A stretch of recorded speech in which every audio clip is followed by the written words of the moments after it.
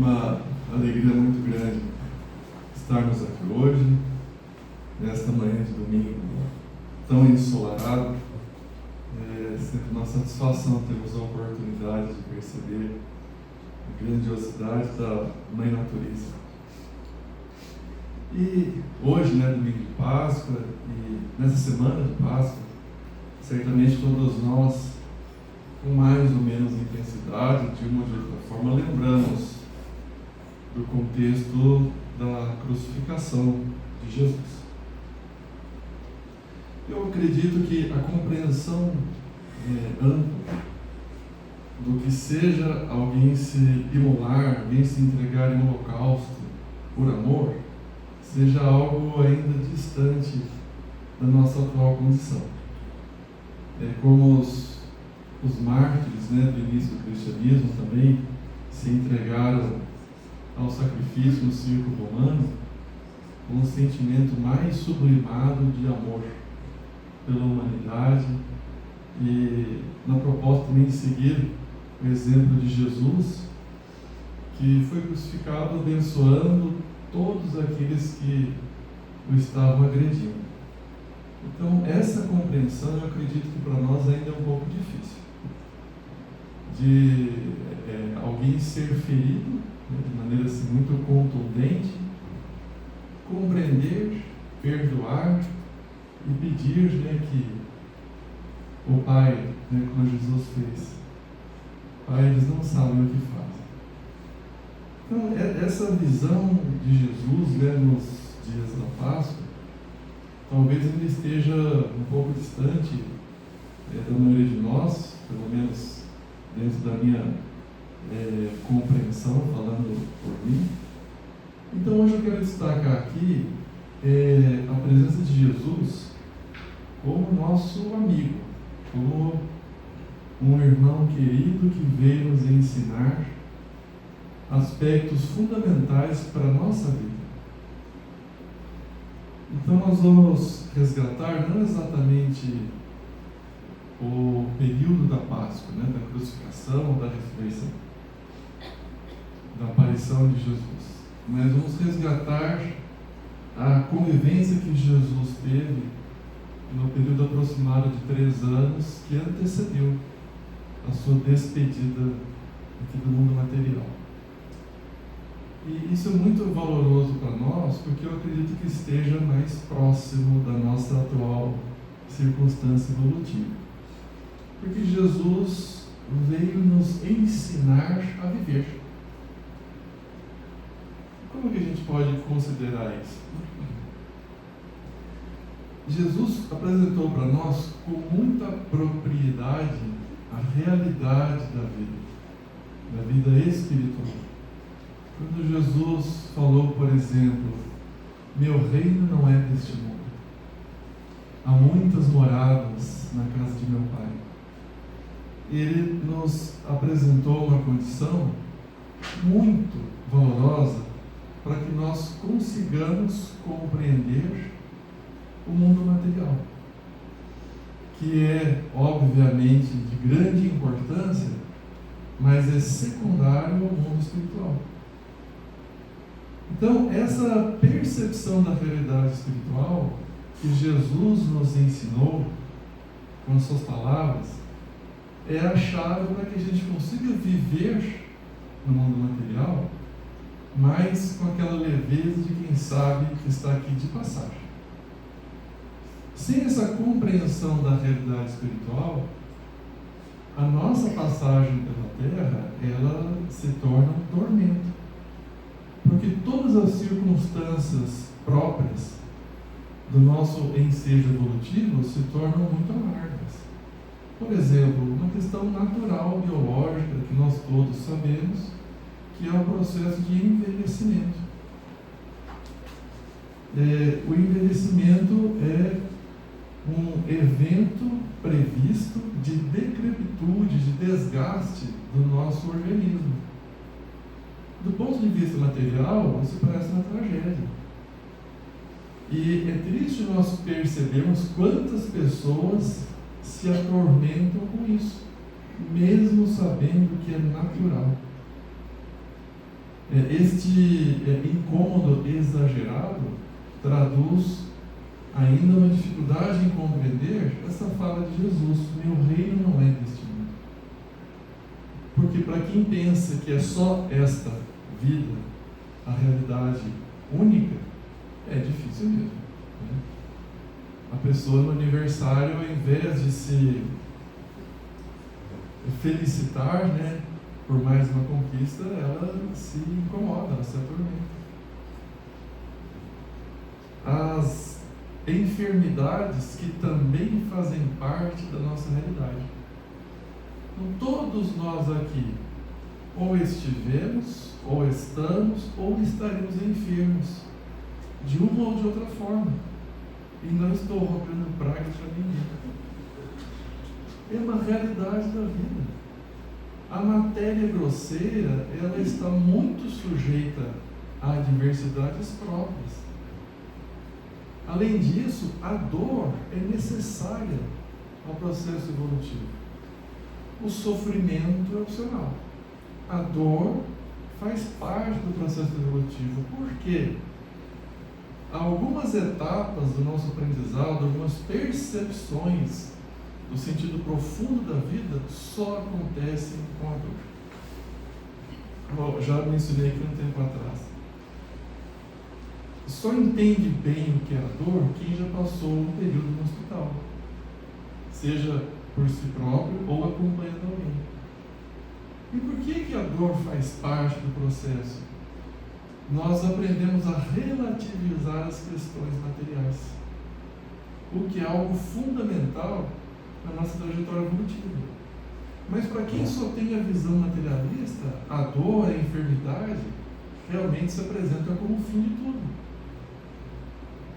Mas essa fala de Jesus, meu reino não é deste mundo, não nos livra das enfermidades, mas nos apresenta um roteiro muito suave, muito sublime, de que sim, o corpo vai se enfermar em algum momento, com maior ou menor gravidade.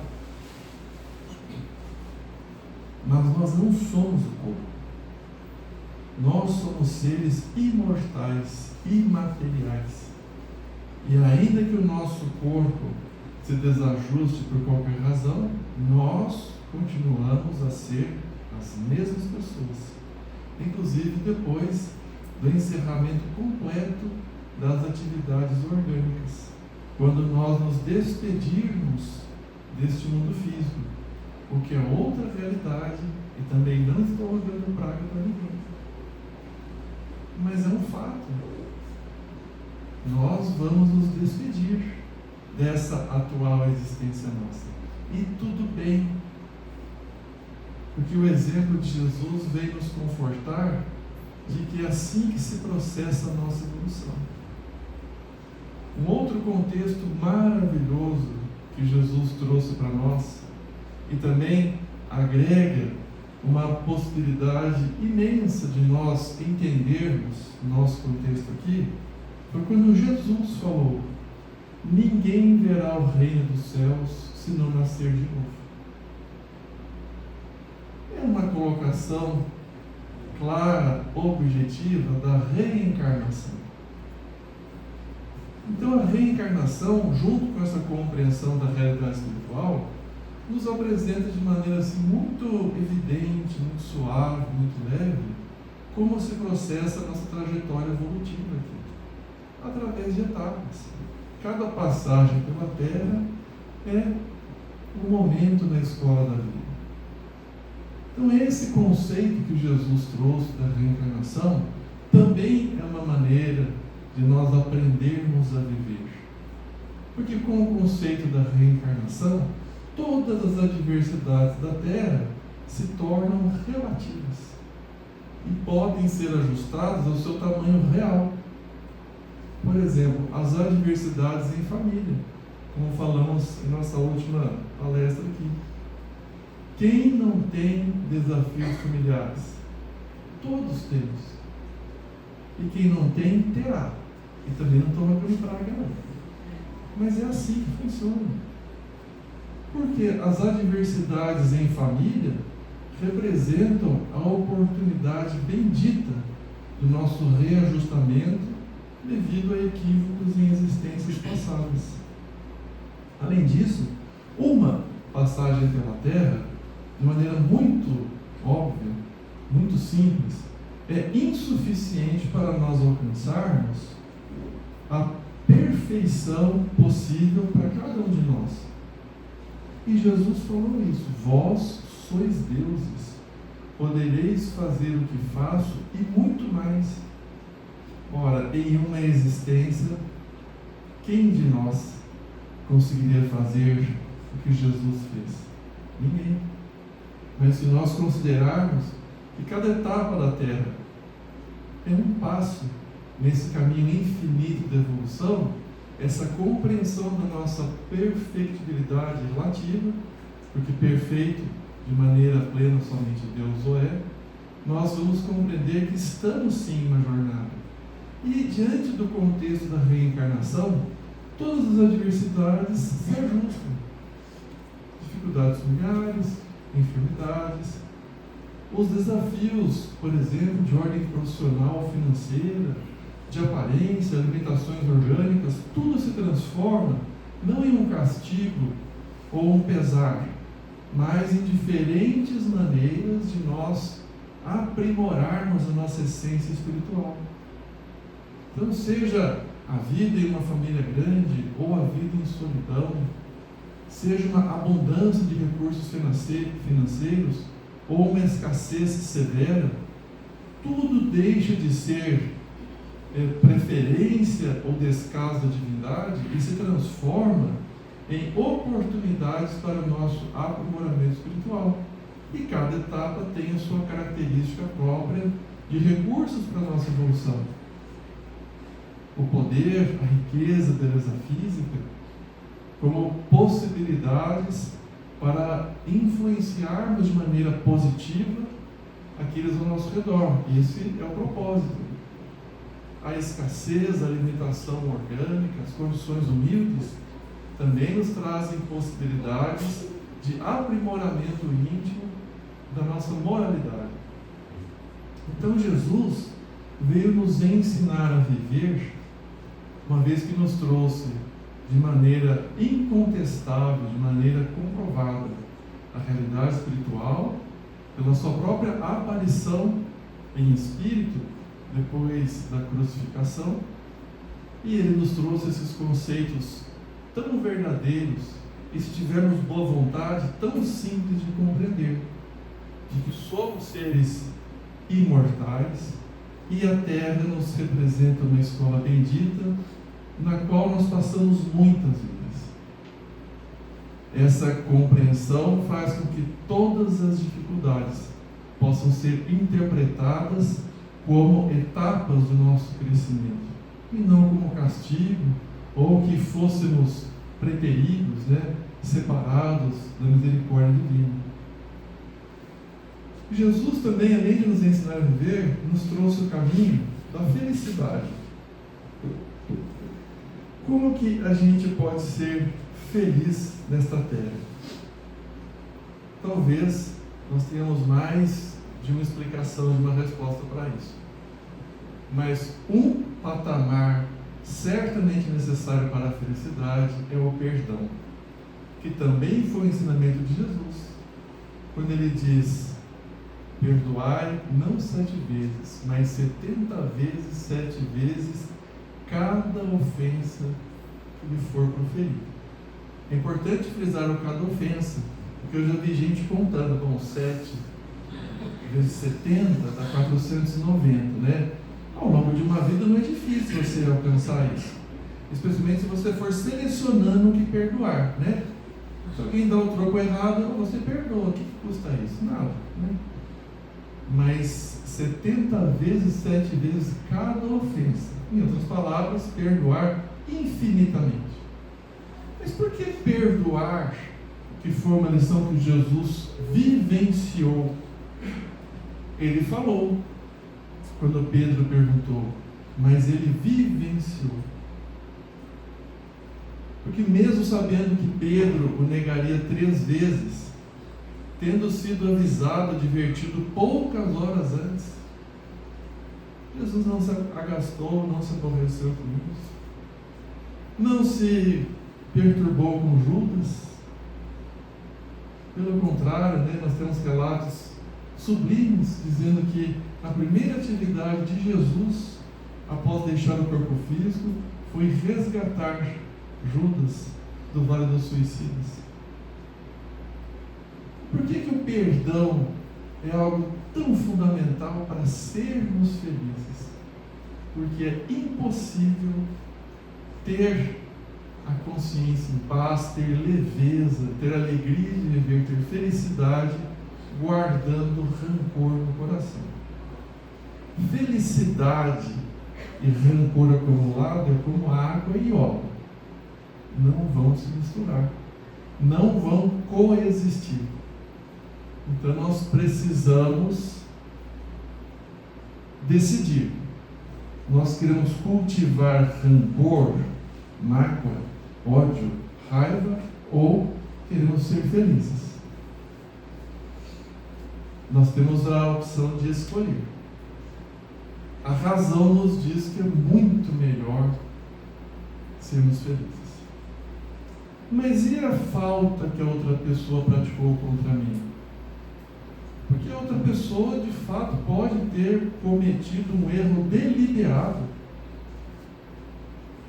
E eu vou ter que perdoar?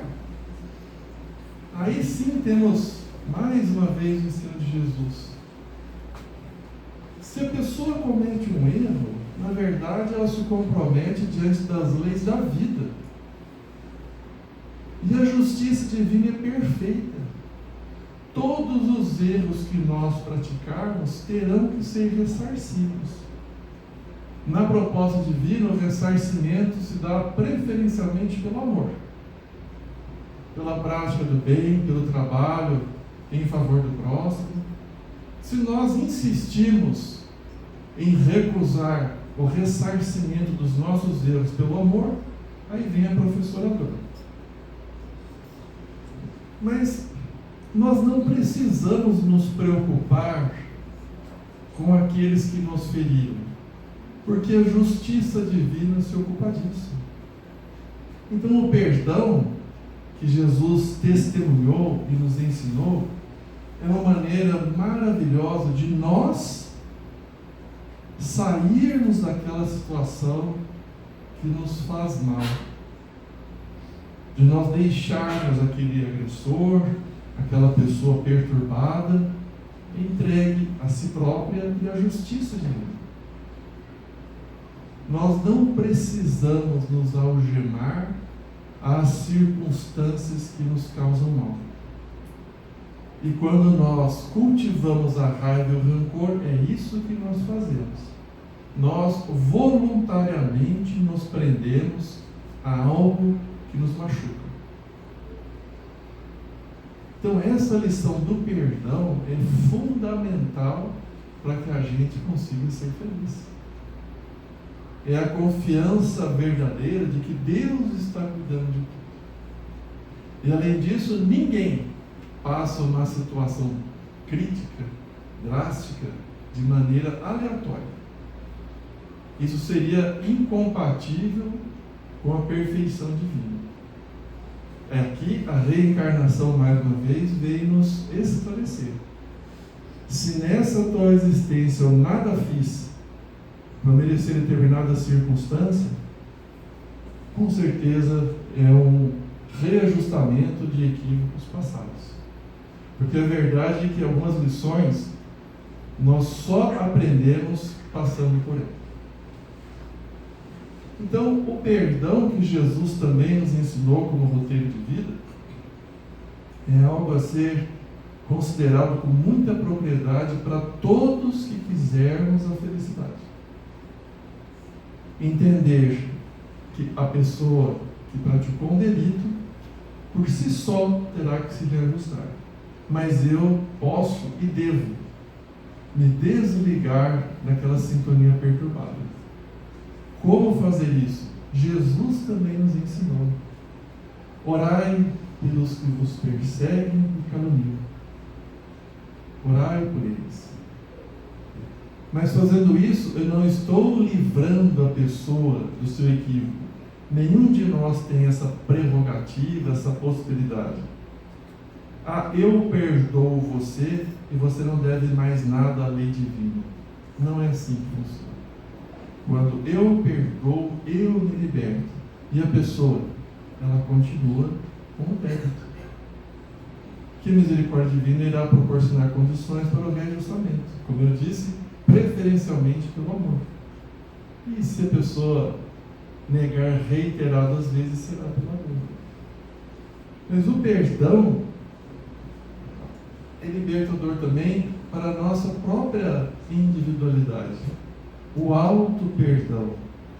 Também Jesus trouxe esse outro conceito maravilhoso. Quando perguntaram para ele como poderia ser resumida a lei. A lei no sentido dos conhecimentos filosóficos sobre a proposta divina para nós. Ele respondeu: amar a Deus sobre todas as coisas e ao próximo como a si mesmo. Esse amar a si mesmo inclui o auto-perdão. Quantas vezes nós nos demoramos em situações tristes, deploráveis, porque não nos perdoamos, porque carregamos situações, imagens, pensamentos que nos impedem o ritmo adequado do progresso. Mas precisamos resgatar também aquilo que Jesus falou, de perdoar 70 vezes, 7 vezes cada ofensa que nós infligirmos a nós próprios. Então, esse conceito...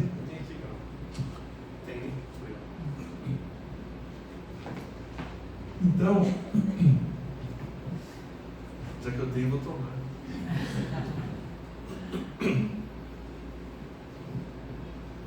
Esse conceito do auto-amor e do auto-perdão que Jesus nos ensinou também é fundamental para que a gente possa ser feliz aqui. Se eu não me perdoar, como eu posso perdoar o outro? Mas e o erro que eu fiz? O erro faz parte do processo de aprendizado. Mas o que nos define não são os erros que nós praticamos, mas a nossa conduta após o erro. Se após um erro cometido, eu quiser continuar com aquela conduta, na ilusão de que é o melhor a ser feito, aí realmente é algo lamentável.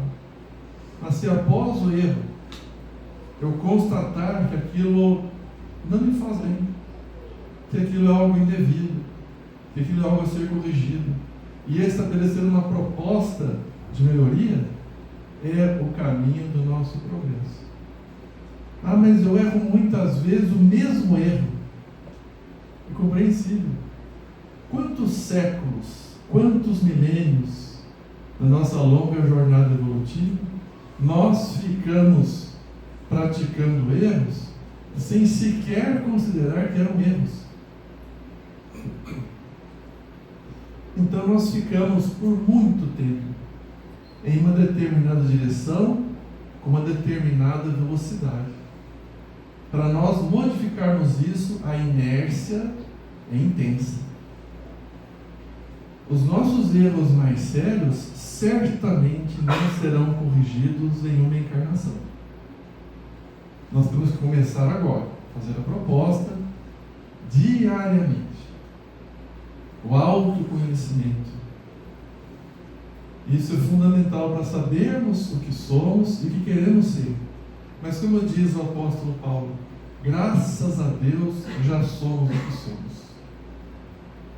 Então o auto-perdão é muito importante para que a gente tenha disposição de seguir adiante.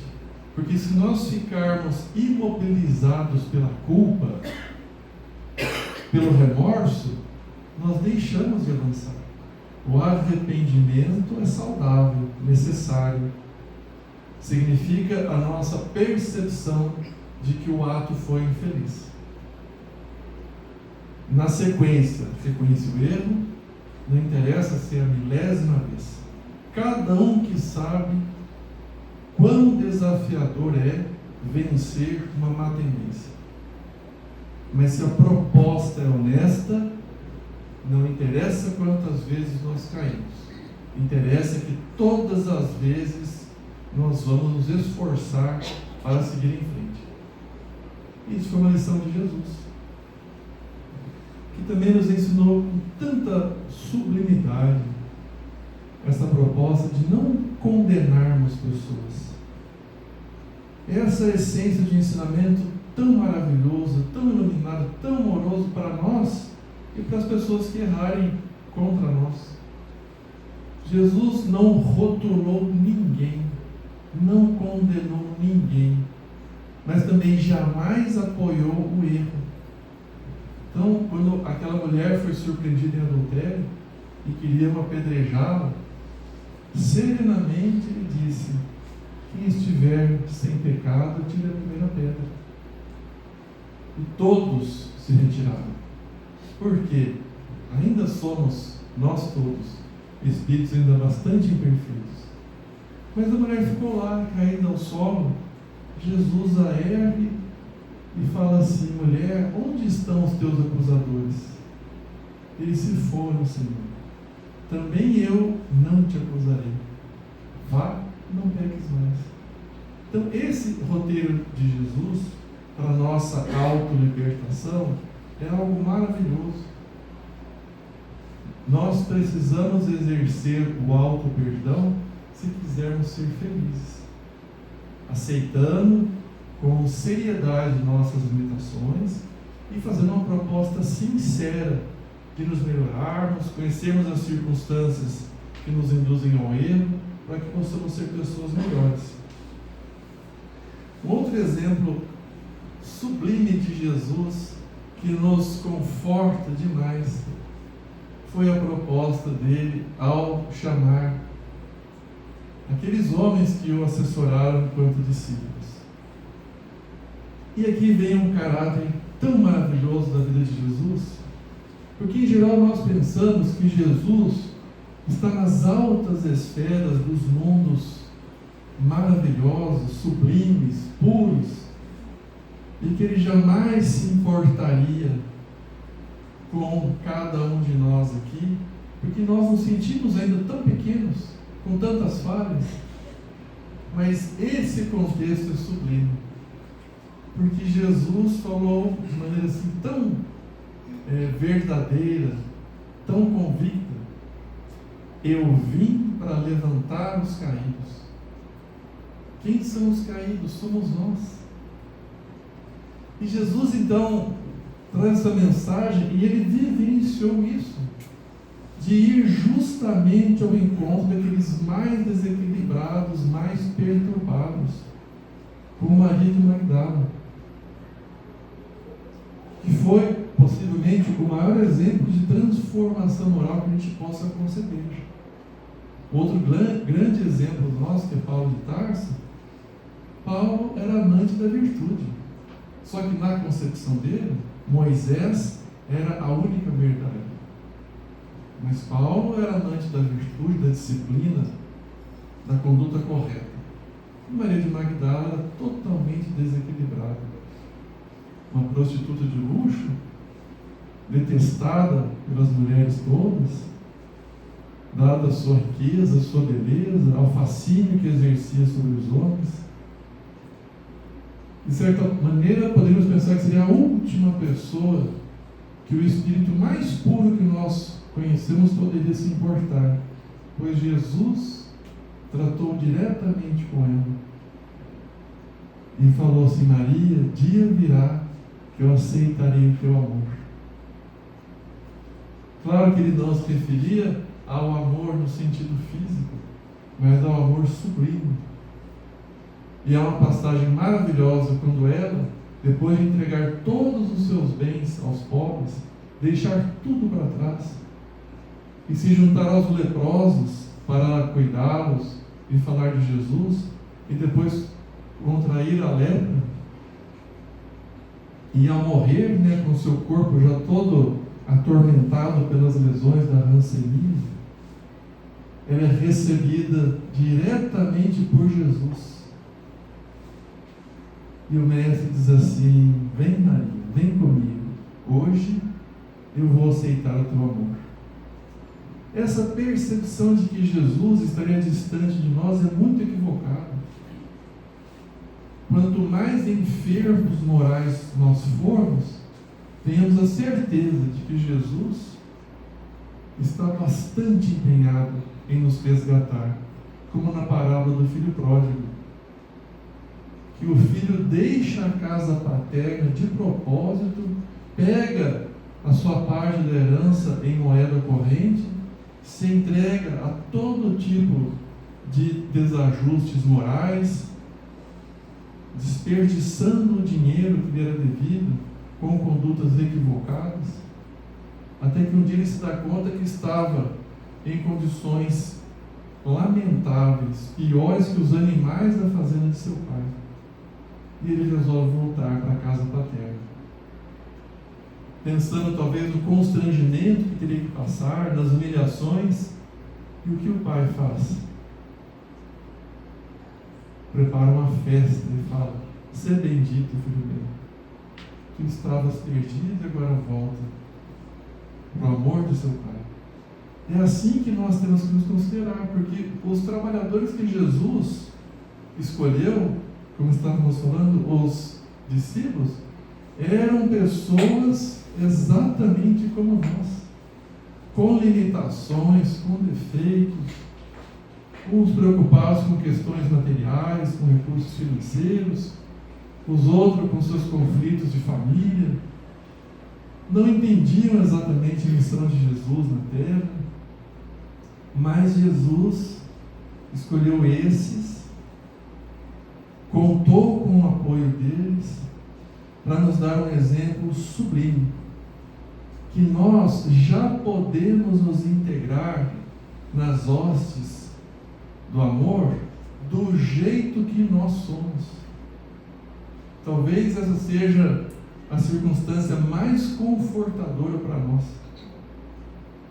que apesar de todos os nossos defeitos, das nossas fraquezas, dos nossos erros, Jesus já nos aceita na proposta de renovação moral da humanidade, cada qual no círculo em que estiver vivendo, do jeito que nós somos, com nossas imperfeições, com nossas inseguranças, com nossas lamentações, do jeito que nós estamos hoje. Jesus nos aceita. Isso é algo muito confortador. Ah, mas eu já perdi tanto tempo. Não tem problema, porque tem aquela outra parábola dos trabalhadores da última hora. Há certamente pessoas que estão trabalhando na proposta de renovação da humanidade desde há muito tempo atrás. Mas nós, talvez, que estejamos despertando agora, poderíamos pensar: puxa vida, tantas existências que já tivemos contato com espíritos luminosos, né? Os primeiros séculos do cristianismo, centenas de milhares de cristãos se tornaram mártires, muitos até desconhecidos para nós até hoje. E depois sempre tivemos missionários divulgando bem a paz, o amor, e nós sempre com a visão limitada da matéria. E agora, né, passados mais de 2 milênios, poderia vir um sentimento assim: puxa vida, quanto tempo desperdiçado. Não tem problema. Ainda que nós ingressássemos na última hora, particularmente considerando a transição planetária, esse momento sublime pelo qual o nosso planeta está passando, ainda que sejamos os últimos a nos integrar voluntariamente na proposta do bem, seremos merecedores das bênçãos do Pai. Lições de Jesus, para que a nossa vida seja feliz desde já. Nesse contexto, todos temos de Jesus, resgatando a lei, o resumo da lei que ele disse, amar a Deus sobre todas as coisas e ao próximo como a si mesmo, também temos um roteiro infalível da vida em sociedade, da vida na família, para que sejamos felizes. Esse amar ao próximo como a si mesmo é traduzido por fazer ao outro aquilo que você gostaria que o outro lhe fizesse. É difícil pensar uma maneira mais prática para que a gente consiga esclarecer se eu faço essa ou aquela conduta. É só nós ponderarmos, se fosse o contrário, alguém fazendo isso para mim, eu gostaria? Se a resposta for um sim, pronto, rápido, a dúvida não precisa existir. Na verdade, no fundo, a gente sempre tem ideia se aquilo que nós estamos fazendo é certo ou errado. Por quê? Está lá uma pergunta do Livro dos Espíritos, né? Onde está escrita a lei de Deus? Na consciência. No fundo, nós sabemos, mesmo sem perguntar, se determinada atitude é pertinente ou não. Mas é que a gente fica tentando se enganar. E a gente se justifica, e a gente coloca atenuantes, tudo, né? A gente coloca uma atenuante. Pode ser o sol, a chuva, a inflação, a unha encravada, a fome, o sono, qualquer coisa a gente usa como justificativa para uma determinada atitude nossa indevida. Mas no fundo, se nós nos colocarmos no lugar do outro, fazer ao outro aquilo que eu gostaria que o outro fizesse para mim. Se resolvêssemos isso de verdade, a vida na família e na sociedade estaria bastante adiantada.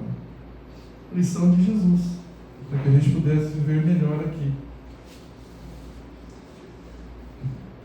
E nós temos uma proposta de Jesus para nós, que talvez reúna todas essas considerações feitas aqui, que foi o texto considerado por Mahatma Gandhi como o mais sublime da humanidade, que é o Sermão do Monte ou o Sermão da Montanha. Porque todos nós aqui vivenciamos, de certa forma, angústias, misérias, perseguições, injustiças, mas se nós considerarmos, como falamos, que a nossa essência verdadeira é a vida espiritual, e que essa passagem na Terra é uma etapa necessária para o nosso progresso, todas as nossas angústias, todas as nossas misérias, fraquezas, nossas quedas morais, elas se tornam relativas. E nós vamos conseguir encontrar aquela força sublime, aquela luz intensa que vai nortear o nosso caminho. Porque o roteiro do Sermão da Montanha é de uma poesia divina que nos alenta em qualquer circunstância em que estivermos. Bem-aventurados os pobres de espírito, porque deles é o reino dos céus. Considerando aqui pobres de espírito, aquelas pessoas com a simplicidade verdadeira, as pessoas desvestidas do orgulho, da soberba, da vaidade que a terra tanto nos instiga. Bem-aventurados que choram, porque serão consolados. Quem de nós não chora? Quando tem a separação momentânea da morte física de um ente querido, quando tem uma notícia difícil de enfermidade, que sabemos será de curso doloroso, mas olha a palavra de Jesus: serão consolados. Porque vamos compreender que aquela circunstância qualquer, seja a morte física, a enfermidade, a dificuldade financeira, ela é relativa, ela é passageira. E se buscarmos o fardo leve de Jesus, que é incorporarmos a realidade espiritual nas nossas vidas, teremos o consolo necessário. Bem-aventurados os que têm sede e fome de justiça, porque serão saciados. Quantas vezes aquela inconformação diante das adversidades da vida na terra adversidades ainda necessárias pelo mundo algo primitivo em que vivemos. Nesses processos dolorosos, também temos etapas de reajustes necessárias, considerando erros anteriores daquelas pessoas em condições mais difíceis. Mas todas as injustiças serão ajustadas, porque nós seremos saciados. Bem-aventurados os misericordiosos, porque alcançarão misericórdia. Quem não precisa de misericórdia? Todos nós. E se vivenciarmos a misericórdia para com os outros, também alcançaremos para nós. Bem-aventurados os puros de coração, porque verão a Deus. Bem-aventurados os pacificadores, serão chamados filhos de Deus. Bem-aventurados que sofrem perseguição pela justiça, porque deles é o reino dos céus. Bem-aventurados sois quando vos injuriarem e mentirem sobre vós, por minha causa. Exultai-vos e alegrai-vos, porque grande será o vosso galardão no reino dos céus. Talvez nós não consigamos ainda compreender a essência sublime dessas lições que Jesus nos trouxe. Mas a mensagem que eu acredito que está ao alcance de todos nós é de pensarmos em Jesus como um amigo muito querido, um irmão, um amigo divino, que se importa assim com cada um de nós. Ele mesmo falou: nenhuma das ovelhas que o Pai me confiou será perdida. Então Ele é o divino pastor, nós somos as ovelhas. E se pensarmos nele como um amigo querido, que tem amplos poderes para nos auxiliar, nos socorrer, desde que nós aceitemos o jugo suave, o fardo leve, que talvez possa ser resumido em compreendermos de verdade que a vida verdadeira é espiritual, que a passagem pela terra e a encarnação é uma bênção de valor incalculável, porque nos permite o reajustamento com nossos erros pretéritos, a harmonização com aquelas pessoas com quem nós nos desajustamos e a capacitação para etapas futuras em que a luz certamente habitará nossos corações.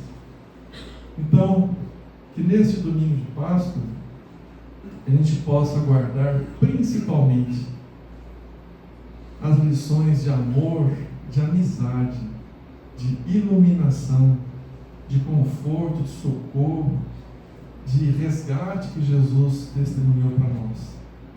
E também a sua aparição depois em espírito, nos mostrando que a vida é uma experiência maravilhosa, que o instante sublime em que nós fomos criados por Deus, enquanto centelhas infinitas no processo evolutivo, é algo que nós devemos prezar muito. E que essa trajetória se estabelece às vezes do lado espiritual e também do lado material, nessa sucessão contínua das encarnações. E se nós conseguirmos essa compreensão, poderemos ser felizes desde já, caminhando para o entendimento superior, que certamente será pleno quando nós estivermos mais próximos de Jesus. Muito obrigado, muita paz a todos.